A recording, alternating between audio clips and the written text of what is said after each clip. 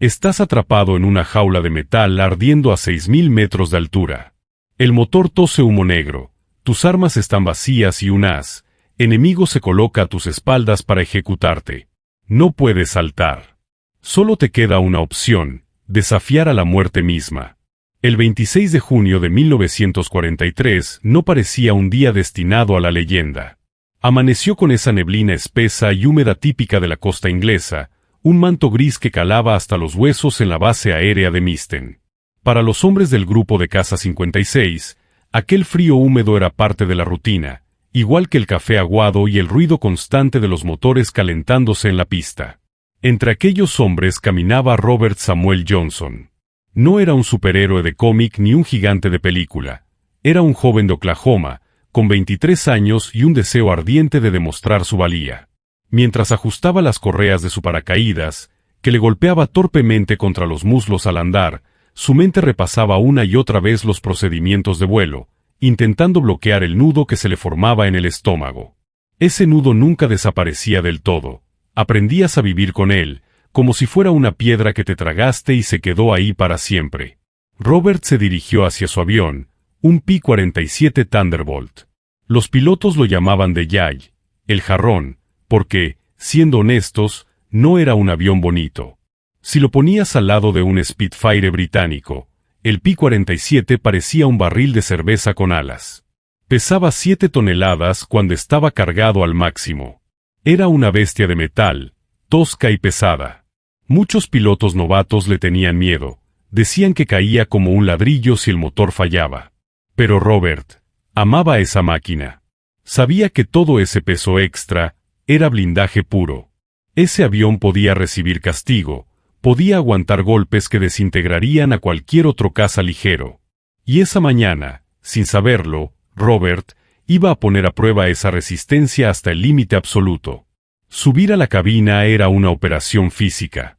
Tenías que impulsarte, pisar en los lugares exactos y dejarte caer en el asiento de cuero desgastado. El olor dentro era inconfundible, una mezcla de gasolina de alto octanaje, caucho viejo, sudor seco de misiones anteriores y metal frío. Al cerrar la cúpula de plexiglas, el sonido del mundo exterior se amortiguaba, quedando solo tú y la máquina. Robert conectó su radio y revisó los instrumentos. Temperatura del aceite, presión del combustible, mezcla de aire. Todo en verde. Dio la señal al jefe de mecánicos en tierra, un tipo con las manos siempre manchadas de grasa que le levantó el pulgar en señal de suerte. El motor Pratt & Whitney despertó con un estruendo que hizo vibrar los dientes de Robert. La hélice de 4 palas, enorme como las aspas de un molino, comenzó a cortar el aire, volviéndose un disco invisible. El avión temblaba, impaciente, como un perro de presa tirando de la cadena. Robert soltó los frenos y empujó la palanca de gases. El jarrón comenzó a rodar, ganando velocidad pesadamente, devorando la pista de hierba hasta que en el último momento las ruedas se despegaron del suelo. La pesada bestia se convirtió en un ave grácil en cuanto tocó el aire. El tren de aterrizaje se replegó con un golpe sordo bajo sus pies y Robert apuntó la nariz hacia las nubes. La misión era escoltar bombarderos B-17, las famosas fortalezas volantes, que se dirigían a atacar objetivos industriales en Francia. Cruzaron el Canal de la Mancha en formación cerrada. Abajo, el mar se veía tranquilo, una lámina de acero azul oscuro. Arriba, a 6000 metros, el sol brillaba con fuerza, pero el frío era brutal. La temperatura exterior rondaba los 30 grados bajo cero. Dentro de la cabina, a pesar de la calefacción, se sentía el relente helado. Robert escaneaba el cielo constantemente. Era la regla número 1, mantén la cabeza girando. Si te quedabas mirando un punto fijo más de 3 segundos, estabas muerto. Los ojos tenían que barrer el horizonte, buscando ese pequeño destello, ese punto negro que no debía estar ahí. Todo iba según el plan hasta que llegaron a la costa francesa. La radio, que hasta entonces solo emitía estática suave, cobró vida con gritos urgentes. ¡Bandidos! A las 12 en punto, arriba. El corazón de Robert dio un vuelco. Miró hacia arriba y los vio. Eran Focke-Wulf 190 alemanes, cazas rápidos y letales, picando desde el sol para tener la ventaja. La formación aliada se rompió al instante. Los bombarderos se cerraron para protegerse mutuamente con sus torretas defensivas, mientras los cazas de escolta, como el de Robert, giraban para interceptar a los atacantes. El cielo se convirtió en un caos. Trazadoras de humo blanco cruzaban el aire en todas direcciones. Robert vio pasar un avión enemigo a toda velocidad frente a él y reaccionó por instinto. Viró bruscamente a la izquierda, sintiendo como la fuerza de la gravedad le aplastaba contra el asiento, haciendo que su cuerpo pesara 3 veces más de lo normal.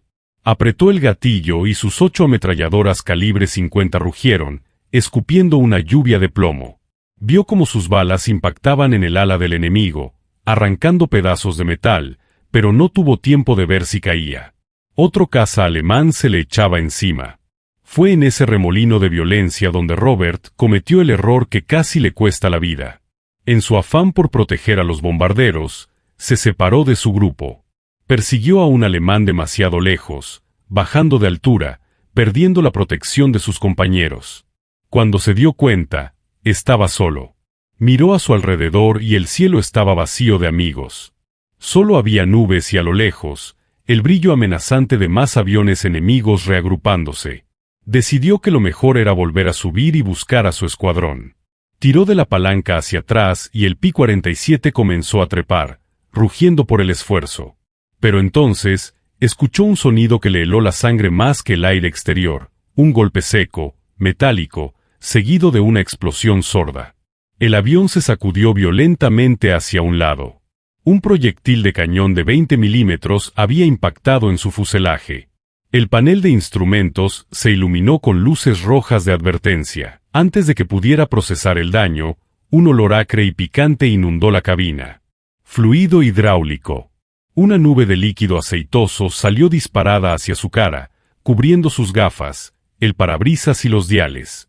Robert se pasó el guante frenéticamente por los ojos, tratando de ver algo, cualquier cosa. El fluido quemaba la piel y el olor le provocaba náuseas.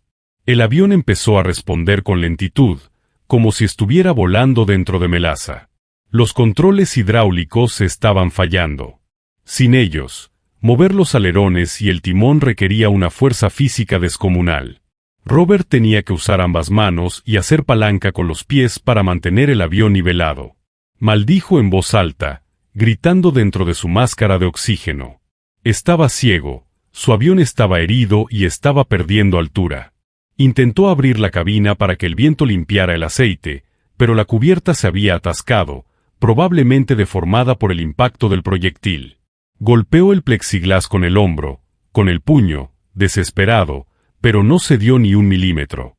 Estaba atrapado. Una sensación de claustrofobia se apoderó de él. Era una tumba voladora.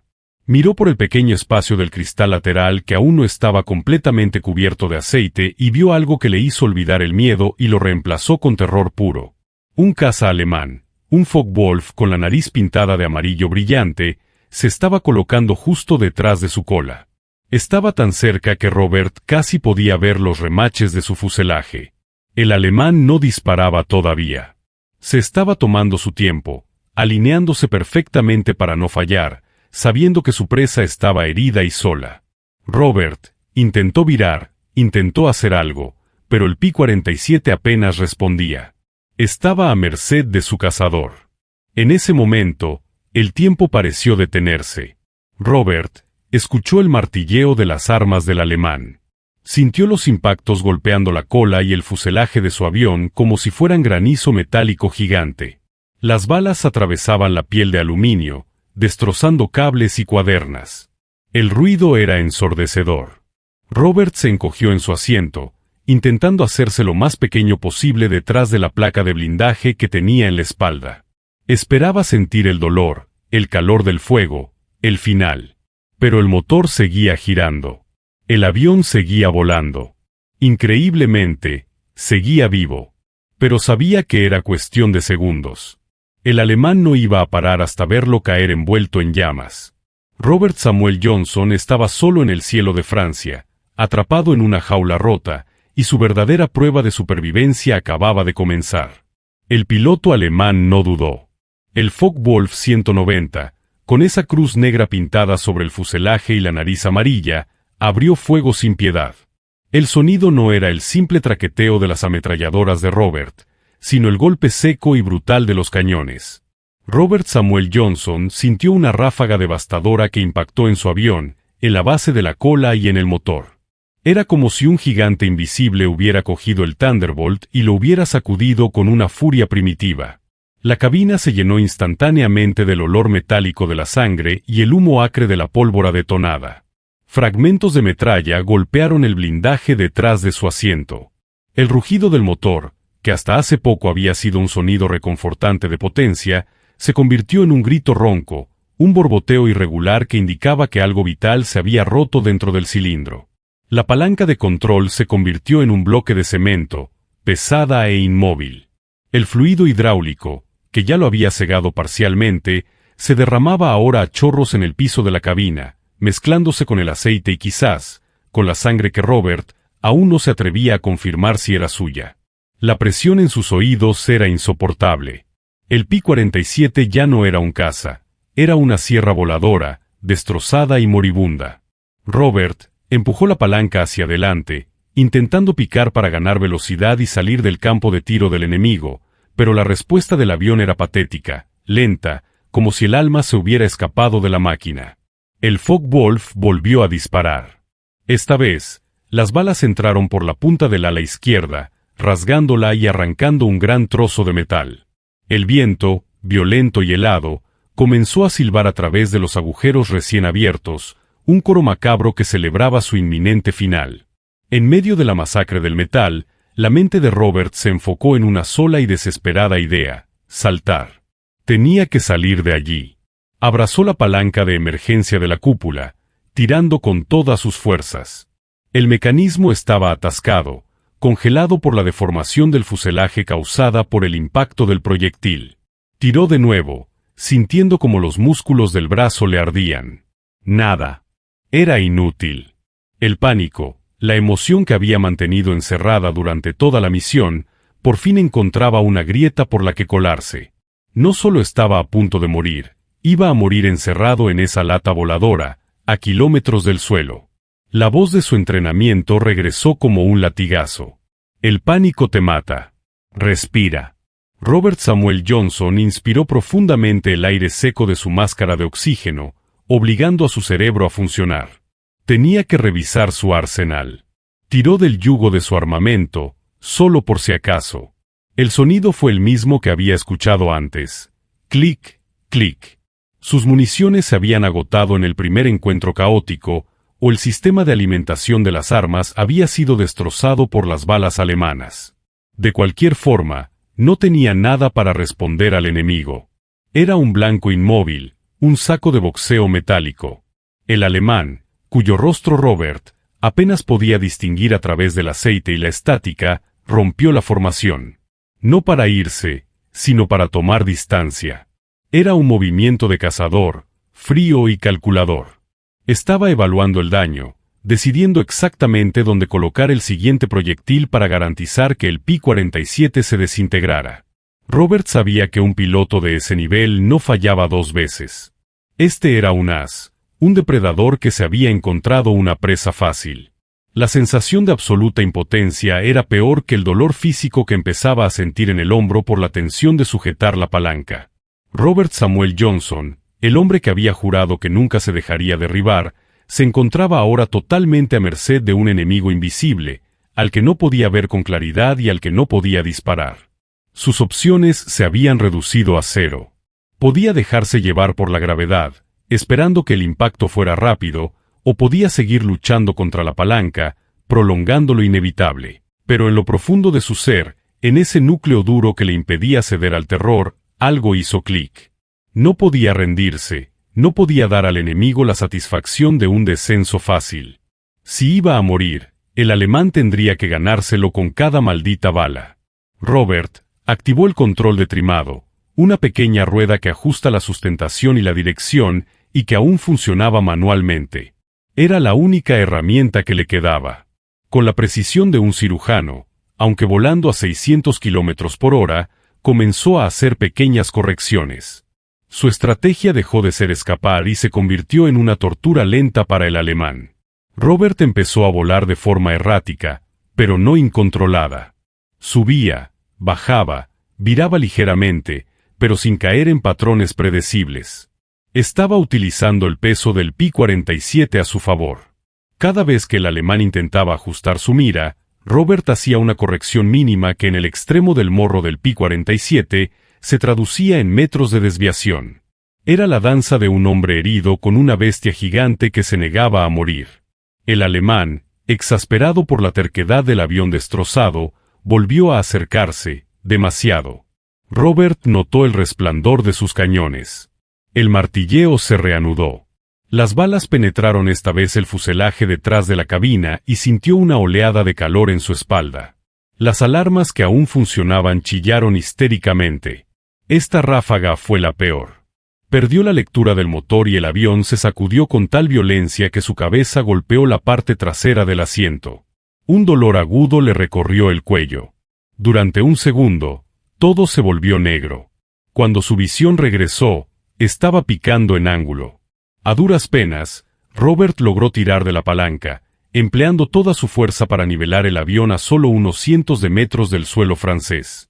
Estaba volando a baja altura, donde la densidad del aire haría más difícil la persecución, pero donde también un error de un segundo significaba el impacto directo contra el terreno.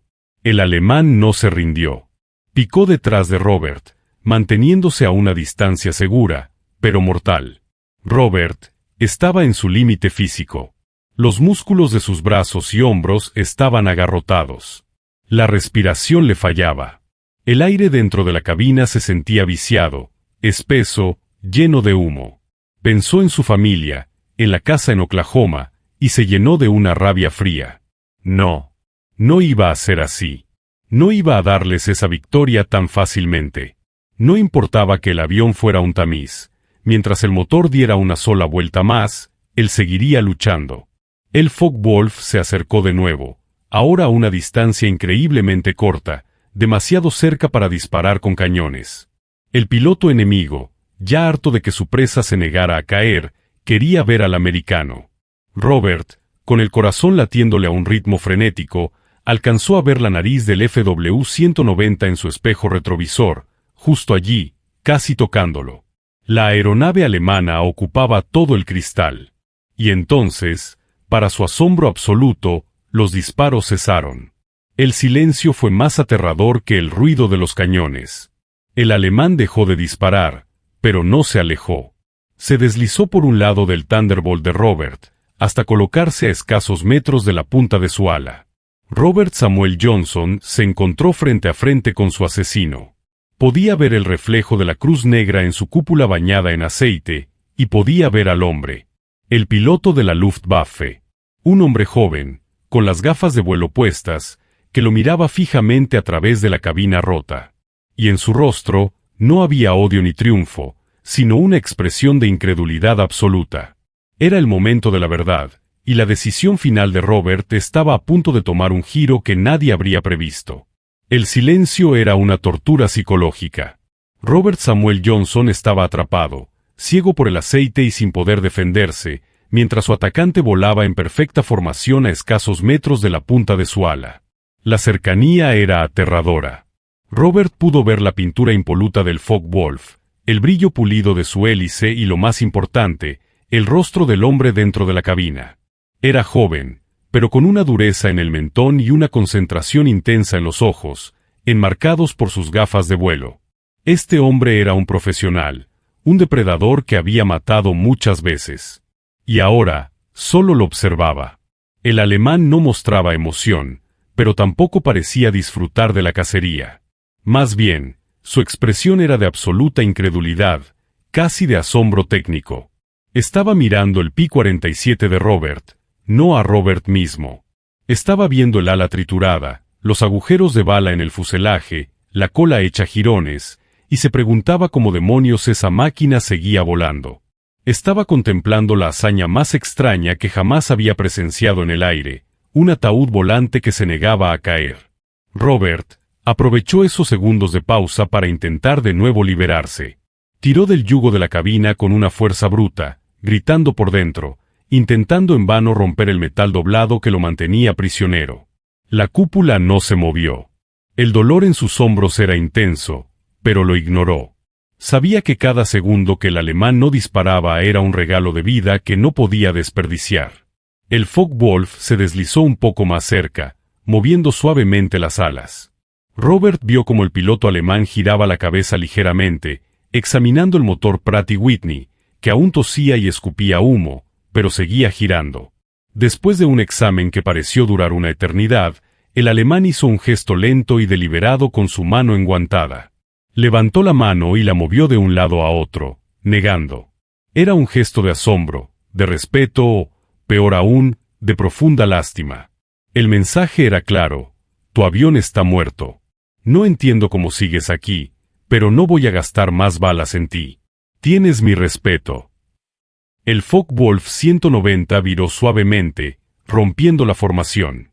El alemán apuntó su nariz hacia el este, hacia el interior de Francia, y se alejó. Robert Samuel Johnson había sobrevivido, no por su habilidad para esquivar, sino por la pura tosudez de su avión y, lo que era más difícil de tragar, por la misericordia de su enemigo. En lugar de sentir alivio, Robert sintió una oleada de rabia hirviendo. No necesitaba la lástima de ese hombre, ni el reconocimiento técnico. Su vida no era un trofeo para ser perdonado. El gesto de vete a casa que el alemán le había dado era, en la mente de Robert, el insulto final. Era la negación de su valía como combatiente. Su espíritu, que había estado a punto de romperse, se encendió en una furia fría y definitiva. Robert tomó la decisión final. No iba a escapar como un perro apaleado. Tenía que responder a ese gesto de perdón con un acto de absoluta e iracunda resistencia. Tenía que demostrarle al alemán que ese jarrón destrozado aún tenía dientes y alma. Sin munición, sin visibilidad clara y con controles casi nulos, Robert Samuel Johnson decidió atacar. Con un grito mudo que se perdió en el aire enrarecido de su cabina, forzó la palanca de control con toda la fuerza que le quedaba, usando los músculos de su pecho y espalda. El avión gemía en protesta, pero Robert no cedía. Usó el trimado de emergencia y la fuerza del timón para iniciar un giro lento y agónico, apuntando la nariz deformada del Pi-47 directamente hacia el Focke-Wulf que se alejaba. Era una maniobra suicida, un intento de embestida con la masa del avión como arma, pero era el único acto de guerra que le quedaba. El alemán, que ya se consideraba victorioso, no lo vio venir. Cuando giró la cabeza para mirar por última vez a su presa, el Pi-47 estaba virando hacia él, apuntándole con lo que quedaba de su morro. El alemán debió pensar que el americano se había vuelto loco, que el daño había afectado su mente. El Focke-Wulf ejecutó una maniobra evasiva brusca, picando para evitar el impacto de la masa descontrolada del Thunderbolt. Fue la única vez en toda la secuencia que el alemán reaccionó con pánico. Robert había ganado ese último duelo de voluntades. El alemán desapareció en las nubes, no por misericordia, sino por una mezcla de shock e instinto de supervivencia. Robert se quedó solo. Completamente solo. Ya no había rastro de enemigos. La cabina ahora solo olía a aceite caliente y humo residual. El temblor del motor había empeorado, suplicando rendición. Robert se permitió un solo y rápido pensamiento de alivio, antes de que el instinto de supervivencia tomara el control de nuevo. La batalla contra el enemigo había terminado, pero la batalla contra la máquina y el tiempo apenas comenzaba. Tenía que llegar a casa. El desafío ahora era puramente mecánico. El avión se había convertido en un puzzle roto que Robert tenía que mantener unido con pura voluntad. El sistema de refrigeración del motor estaba dañado. El medidor de temperatura subía peligrosamente. Si se sobrecalentaba, el motor se agarraría, y el Pi-47 caería sin remedio. Robert tuvo que reducir drásticamente la potencia, volando con delicadeza, casi planeando sobre la campiña francesa a una velocidad que lo hacía sentirse vulnerable y expuesto. Tenía que volar lo más bajo posible para que la escasa presión del aire mantuviera la temperatura a raya. La travesía sobre el territorio enemigo se sintió como una eternidad. Cada minuto era un sorteo con la muerte. Robert controlaba el horizonte, esperando que apareciera otra patrulla de la Luftwaffe para terminar el trabajo que su compañero había perdonado. Pero el cielo permaneció vacío. Después de lo que parecieron horas, aunque solo fueron minutos, vio la línea gris y picada del Canal de la Mancha en la distancia. Era el último obstáculo, la barrera final entre la muerte y la supervivencia. Cuando cruzó la costa, el motor dio un gemido aún más fuerte, una tos metálica que hizo que el avión entero vibrara con violencia. Había perdido potencia otra vez. Robert supo que el motor no aguantaría mucho más. Cruzar el canal requería cada gramo de potencia que le quedaba al P-47. Empujó la palanca de gases suavemente hacia adelante, intentando obtener un poco más de velocidad, pero el motor no respondió. Estaba al límite, volando a la velocidad mínima para no caer en picada. Miró el agua helada del canal. Si caía, la cabina atascada lo convertiría en un ancla de 7 toneladas. No habría escape. Tenía que mantener el avión a flote, tenía que llegar a la orilla. Robert inclinó la nariz hacia el cielo, rezando por la tenacidad del motor Pratt & Whitney. Finalmente, después de un vuelo de agonía, divisó una línea verde en el horizonte, la costa de Inglaterra. Había logrado cruzar. La batalla final contra la gravedad, la inercia y la máquina rota estaba a punto de ocurrir. Tenía que aterrizar un avión que se negaba a volar y cuyos controles estaban comprometidos. Y sin sistema hidráulico, no tendría tren de aterrizaje. El impacto sería brutal. La costa inglesa era un borrón verde y marrón que crecía rápidamente en el horizonte. Robert Samuel Johnson había ganado el duelo contra la muerte en el cielo, pero ahora le quedaba el combate más traicionero de todos, la pelea contra la gravedad para aterrizar. La base aérea de Misten lo había detectado en sus radares. Sabían que venía solo, destrozado y sin hidráulicos. Habían extendido mantas de espuma en la pista de aterrizaje principal, el único consuelo que podían darle a un piloto que se enfrentaba a un aterrizaje de panza a más de 200 kilómetros por hora. Robert, con el pulso martilleando en sus sienes, sabía que no tenía otra opción. No podía intentar soltar el tren de aterrizaje de forma manual. Si se enganchaba a medio camino, la nariz se clavaría en el suelo y el impacto lo desintegraría. Tenía que deslizar el avión, rezando para que el motor, su única fuente de sustentación, no se detuviera antes de tocar la pista. Llamó por radio a la torre, su voz ronca por el esfuerzo y el miedo. Thunderbolt 07 entrando en aproximación final. Controles comprometidos. Voy a intentar barriga. El controlador de tierra, con una calma forzada, le dio los últimos parámetros de viento y la bendición final. Robert se concentró. Tenía que mantener el avión perfectamente nivelado, sin alabeos bruscos, hasta el último segundo.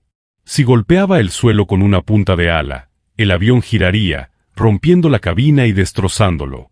Tenía que deslizarse. El P-47 se acercó a la pista a una velocidad vertiginosa. Robert forzó la nariz del avión hacia arriba en un intento desesperado de disminuir la velocidad, tirando de la palanca con tal fuerza que creyó que se le saldría del zócalo. El avión se resistía, temblando por el esfuerzo. Su visión era mala, su motor tosía y el suelo estaba a solo unos metros. Respiró hondo una última vez, cerró los ojos por un instante, y luego los abrió, fijándolos en el final de la pista. El impacto no fue un choque, sino un rugido monstruoso de fricción. El vientre del P-47 golpeó el concreto, y el sonido fue el de metal siendo raspado y desgarrado por una lija gigante. Chispas volaron por todas partes. El avión chirrió, vibró y gimió, frenando de forma violenta. El humo se elevó desde el fuselaje, el metal caliente se retorcía y las hélices se doblaron al golpear el suelo. El ruido era ensordecedor, una cacofonía de destrucción que parecía no tener fin. Finalmente, el Thunderbolt se detuvo. No hubo explosión. Hubo un silencio repentino, profundo y absoluto, roto solo por el goteo del aceite caliente y la respiración desesperada de Robert dentro de su máscara. Estaba vivo. Los camiones de bomberos y ambulancias rodearon la aeronave en segundos. Robert intentó abrir la cúpula, pero seguía atascada. Gritó por ayuda, su voz ahogada por la máscara de oxígeno. Desde fuera, el jefe de mecánicos, Un sargento fornido llamado Red y sus hombres corrieron hacia el fuselaje. Al ver el estado del P-47, se quedaron helados. Tuvieron que usar barras de metal para forzar la apertura de la cabina. Cuando por fin lograron arrancarla, el rostro pálido y cubierto de aceite de Robert Samuel Johnson apareció entre el humo. Estaba exhausto, pero ileso, salvo por unos hematomas y la tensión muscular. Sus compañeros lo ayudaron a bajar, sosteniéndolo mientras se tambaleaba sobre la pista. El verdadero asombro no estaba en el piloto, sino en su máquina. Cuando Robert pudo ver su avión, el P-47 era una monstruosidad. Los mecánicos lo rodearon con la boca abierta. El sargento Red pasó la mano por el fuselaje y susurró una frase que pasaría a la leyenda: nadie puede haber estado en este avión y seguir vivo. El avión era un colador. Los técnicos de mantenimiento contaron, más tarde, más de 200 agujeros de bala y metralla en el fuselaje y las alas. Cables rotos colgaban de la cabina, los cilindros del motor estaban destrozados y el sistema hidráulico era un amasijo de tubos rasgados. La increíble armadura y el motor radial, que era famoso por seguir funcionando aún con daño catastrófico, habían sido el verdadero héroe. La tenacidad de Robert había mantenido el alma del avión, y el avión había protegido su cuerpo. Robert fue llevado a la enfermería para una revisión, pero pronto regresó a la base. No podía creer que la máquina hubiera resistido, que su decisión de seguir luchando, de no saltar ante él, alemán, hubiera sido la que irónicamente le salvó la vida. Si hubiera saltado, habría sido un blanco fácil. Al quedarse, obligó al alemán a perdonarle la vida, ganando el tiempo necesario para cruzar el canal. Robert Samuel Johnson volvió a volar y se convirtió en el primer estadounidense en la zona de operaciones europea en sobrevivir a su periodo de servicio. Terminó la guerra con 27 derribos confirmados, un récord que habla de su habilidad, pero ninguna de esas victorias fue tan épica como la vez que sobrevivió a una derrota total. Su historia no es solo una anécdota de la guerra aérea, es la encarnación de la tenacidad humana. Nos enseña que a veces, la decisión final no es la de luchar con lo que tienes, sino la de negarse absolutamente a morir, incluso cuando la lógica y el metal te han abandonado. La voluntad de un hombre puede, por un breve y glorioso instante, imponerse a las leyes de la física y al destino. La historia de Robert Samuel Johnson no trata solo sobre un avión que no quería caer. Trata sobre la llama del coraje que arde más fuerte cuando se extingue la última esperanza.